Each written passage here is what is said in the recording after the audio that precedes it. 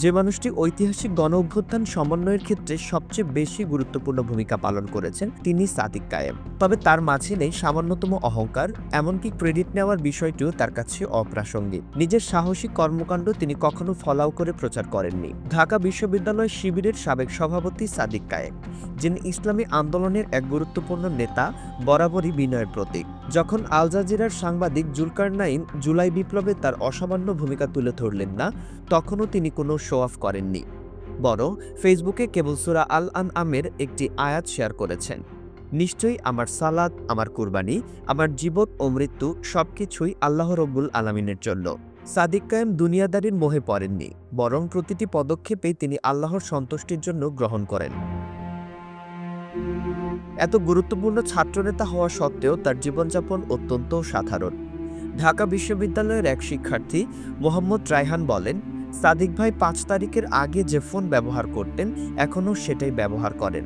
তার কোনো নিজস্ব বাইক নেই, এখনও রিকশা বা সিএনজিতে চলাচল করেন। বিপ্লব পরবর্তী সময়েও তার জীবনযাপনে বিন্দুমাত্র পরিবর্তন আসেনি। অথচ তথাকথিত সমন্বয়কারীরা বিপ্লবের পর ফুলে ফেঁপে উঠেছেন। তাদের হাতে এখন আইফোন, নতুন বাইক আর গায়ে দামি ব্র্যান্ডের পাঞ্জাবি। ইস্ট ওয়েস্ট ইউনিভার্সিটির ছাত্রনেতা সাদিক আল আমান বলেন, প্রাইভেট বা ঢাকা মহানগরের ছাত্রশক্তি কেউ যদি স্টেক নিতে চায় তাহলে তাদের গোষ্ঠীসহ তাতে দেওয়া হবে। প্রাইভেট কিংবা মহানগরের সাদিক কায়েম ছাড়া ঢাবির আর কাউকে আমরা চিনি না। অর্থাৎ সাদিক কায়েম শুধুমাত্র ঢাকা বিশ্ববিদ্যালয়ের নয়, বরং সারা দেশের ছাত্র সমাজের কাছে জনপ্রিয় নেতা। ঢাকা বিশ্ববিদ্যালয়ের শিবিরের বর্তমান সভাপতি এস এম ফারহাদ বলেন, সাদিক কায়েমের কাছে কখনো অকৃতজ্ঞতা বা নোংরামি পাওয়া যায়নি, ভবিষ্যতেও পাওয়া যাবে না।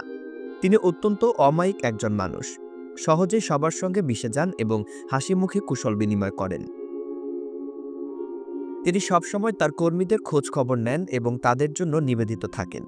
সাদিক কায়েম এক ব্যতিক্রমী নেতা, যিনি নিজের কর্ম ও আদর্শের মাধ্যমে যুব সমাজের জন্য এক অনন্য দৃষ্টান্ত স্থাপন করেছেন। তার বিনয়, সরলতা ও নেতৃত্ব গুণ তাকে সবার মাঝে আলাদা করে রেখেছে। ক্ষমতা বা প্রতিপত্তির মোহ তাকে ছুঁতে পারেনি।